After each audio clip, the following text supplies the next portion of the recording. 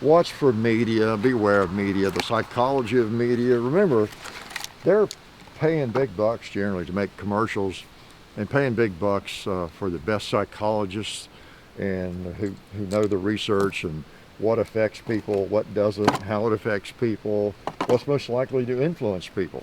Just like I'm using on you right now, really subversive psychology.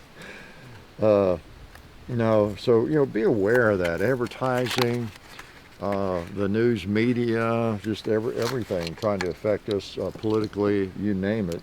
And of course the big companies like the drug companies, big pharma, everybody, they hire, again, the best people who can make the most convincing arguments and the most convincing visuals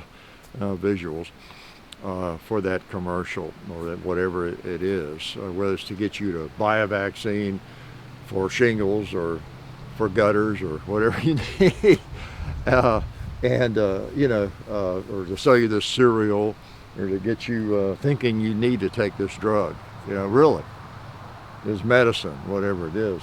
I'll never forget hearing some med students talking about, well, they were doctors, but talking about how when they were in medical school taking pathology, they were saying this is like almost every student goes through this when you take the pathology and learn about all the diseases and all the various things and symptoms and things, how you tend to think you've got all that stuff, the symptoms, because everybody's got symptoms of whatever it is, you name it. Like, do you feel down some days? Do you just feel like you have low energy at times, a little bit depressed, have trouble getting out of bed, or you're a little stiff at times? Do you get joint pain ever? All these kinds of things. And some of these things, these chronic aches or whatever it might be, symptoms, dry mouth, dry eyes, dry ears, dry toes. That could be one of the symptoms of brain cancer, or whatever. But anyway, that's kind of, I think, a common malady of people thinking, I think I might have that. By the time you get through that course, you're thinking you got everything. And it's kind of what drug commercials do. Have you noticed that? Whatever it is they're pushing, they show these people, normal people, they try to, picture normal people listening to cool music. They're usually overweight and bouncing around the park or whatever, wearing some cool hipster hat maybe, playing a saxophone or whatever it might be. They're trying to be like you, rarely like me or you probably. They're not at the shooting range, right?